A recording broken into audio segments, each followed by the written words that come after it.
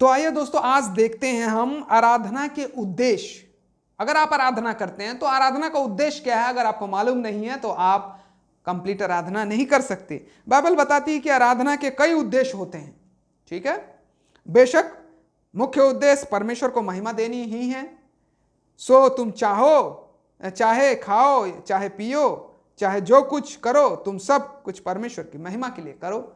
अब 1 कुरिन्थियों 10:31 में लिखा हुआ है, स्तुति और महिमा के योग्य केवल परमेश्वर है। हम जो कुछ भी करते हैं उससे यह पता चलना चाहिए कि परमेश्वर हमारे भीतर है, और आराधना में इसे दिखाने से बेहतर कोई ढंग नहीं। हमारे भीतर है परमेश्वर, और परमेश्वर की आराधना में दिखाने से और कोई बेहतर ढंग है ही नहीं। सिर्फ आराधना में ही हम दिखा सकते हैं कि परमेश्वर हमारे अंदर है पूरे पवित्रता से। इफिसियों के नाम पत्र में पौलुस ने प्रार्थना की, कलीसिया में और मसीह यीशु में उस परमेश्वर की महिमा पीढ़ी से पीढ़ी तक युगान युग होती रहे। इफिसियों 3:21 में लिखा गया है।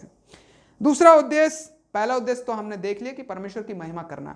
दूसरा उद्देश्य साथ में मसीही लोगों को सुधारना है और एक दूसरे के साथ इकट्ठा होना ना छोड़े, जैसे कि कितनों की रीति पर एक दूसरे को समझाते रहें। ज्यों ज्यों उस दिन को निकट आते देखो, त्यों त्यों भी अधिक यह क्या करो। इब्रानियों 10:25 में लिखा गया है। फिर से यह इकट्ठा होने के महत्व पर जोर देता है, क्योंकि बिना किसी शक के बिना इकट्ठा हुए हम एक दूसरे को कभी प्रोत्साहित नहीं कर सकते। एक इकट्ठा होना बहुत जरूरी है, ताकि उससे मोटिवेट होते हैं, परमेश्वर के वचन को सीखते हैं, समझते हैं, प्रेम बढ़ता है। 1 कुरिन्थियों 14:26 में लिखा हुआ है। पौलुस ने कुरिन्थियों में भी कहा था कि सब बातें सुधार के लिए किए जाए।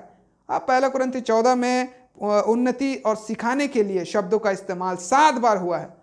पौलुस आत्मिक दानों सहित आराधना में पाई जाने वाली बुराइयों को सुधार रहा था, है ना, क्योंकि सुधारने के लिए निर्देश और स्पष्ट भाषा का होना आवश्यक है। तो अभी हम देखते हैं कि मुख्य उद्देश्यों में से एक साथी मसीहों को सुधारना, एक साथ मसीहों को सुधारना पॉसिबल नहीं था, बल्कि बहुत सारे लोग इसको सुधारना चाहते थे। आराधना एक और उद्देश्य मसीह की देह के रूप में या अपने उद्धार और अपनी एकता को मिलकर अभिनंदन करना, प्रचार करना है। आराधना क्या है? तीसरा क्या है? आराधना जो है उद्देश्य जो है मसीह की देह में रूप में उद्धार और एकता को प्रतीत है। आराधना वह धन्यवाद का कटोरा जिस पर हम धन्यवाद करते हैं, क्या मसीह के लहू की सहभागिता नहीं?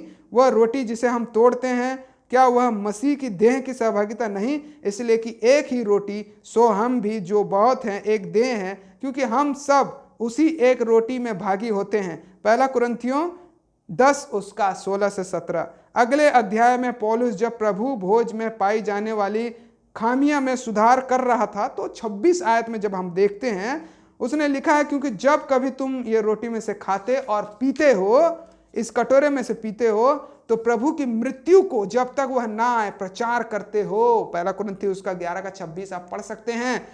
इसी प्रकार जब प्रभु भोज में भाग लेते हैं, तो हम साथी मसीहों एक दूसरे के उद्धार और एकता में स्मरण दिलाते हैं, साथ साथ जो मसीह के देह के अंग के रूप में हम मिलते हैं। किसी भी गैर मसीह को आराधना में भाग ले रहा हो या प्रचार कर रहे हो, उसे सिखाते हैं हम ये सारी बातें। तो ये हमारे जीवन में बहुत ज़्यादा इंपॉर्टेंट रखता है कि आराधना का उद्देश्य हमें जानना बहुत जरूरी है, नहीं तो हमारी आराधना कंप्लीट नहीं होगी। इसके बारे में हम और भी भागों में देखेंगे और जिक्र करेंगे। तब तक के लिए प्रभु आप सभी को आशीष दे।